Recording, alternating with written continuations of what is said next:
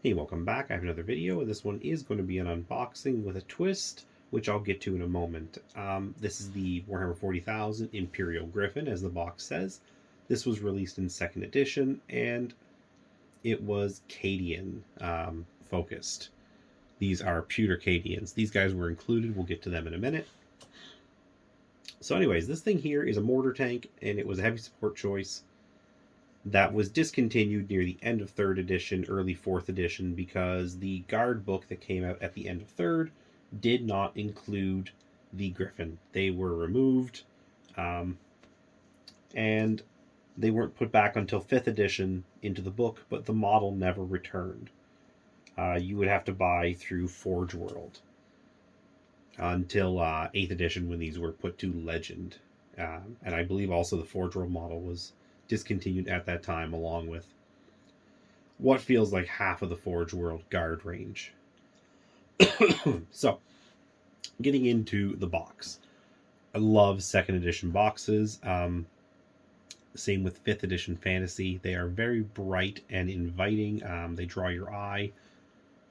And this is the type of stuff I would have seen at... there was a bookstore close to my middle school, and when I was allowed to leave campus in 8th grade, I was a big reader, so I would like to go to the bookstores that were nearby in the area when I had my lunch break, to go get, new books to read.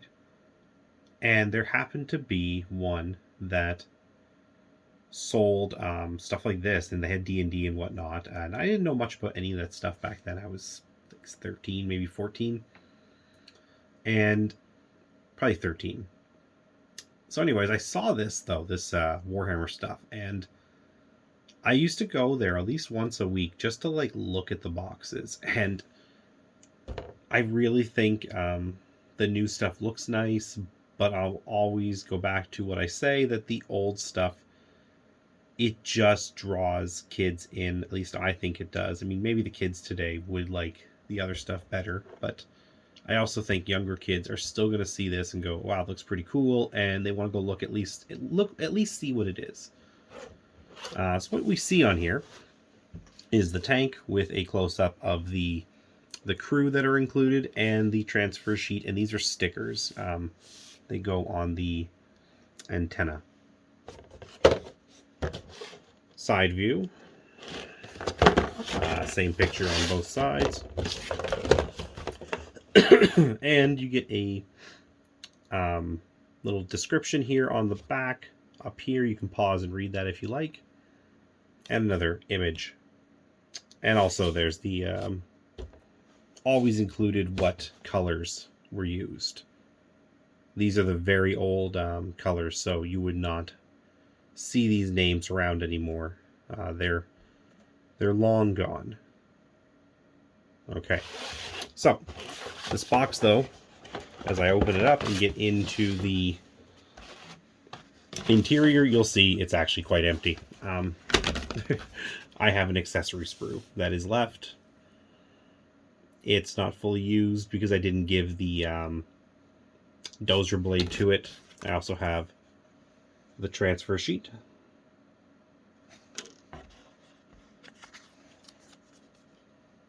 the sticker sheet, and we see this was packed by 23, whoever that was.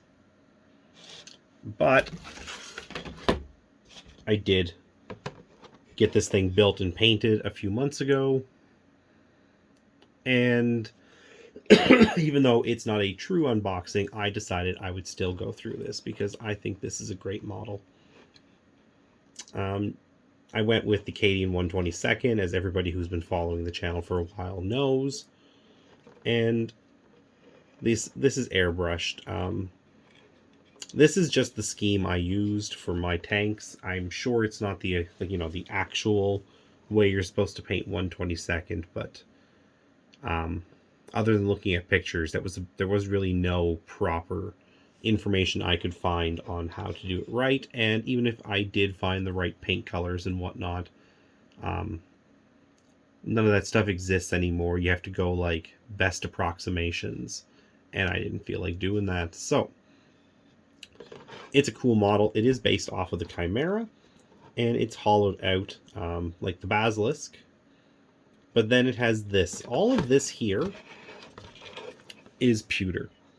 The dudes, the cannon, there is a little base for the cannon here, and their platform. Everything here is pewter. It came in a blister. Back in the 90s, in the early 2000s, when guard tanks and space marine tanks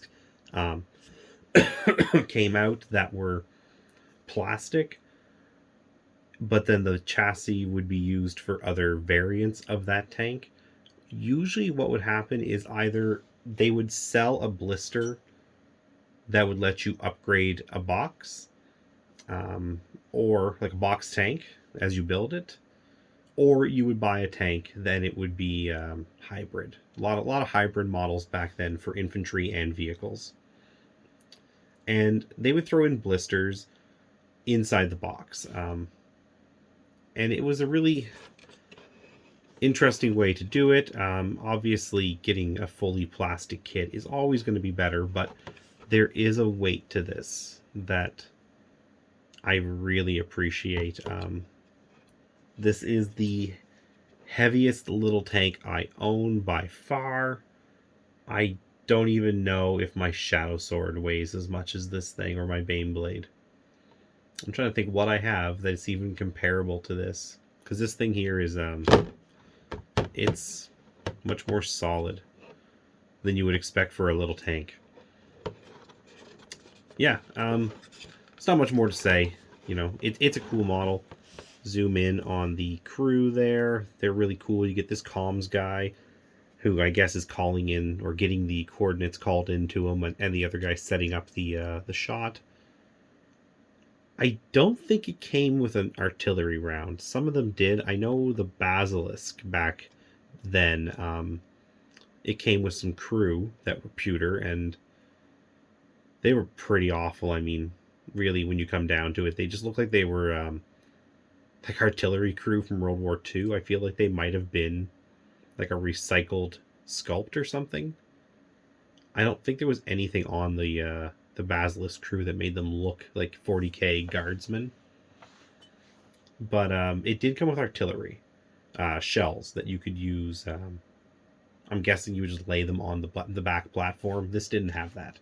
At least mine didn't. If somebody else has bought one of these and they had artillery shells, that's pretty cool, and I'd love to hear about it, because mine did not. And I did get this sealed, this whole setup, a few years ago. I just came across a really great deal for one of these and just couldn't pass it up. So yeah, Imperial Guard Griffon mortar tank. It is just what I consider one of the classic guard tanks. This silhouette just stands out to me. And even though I have two others, they're custom ones I made. Maybe one day I'll show them off. But they're kind of terrible. Like, the idea of what I came up with was pretty good, but the execution is not so good. But anyways, if you have any thoughts or comments, if you own some of these things or any of the other older guard tanks and you want to reminisce, let me know in the comments.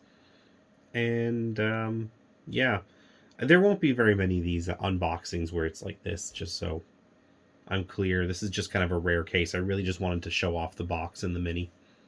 So anyways, again, thanks very much for watching, and have a great day.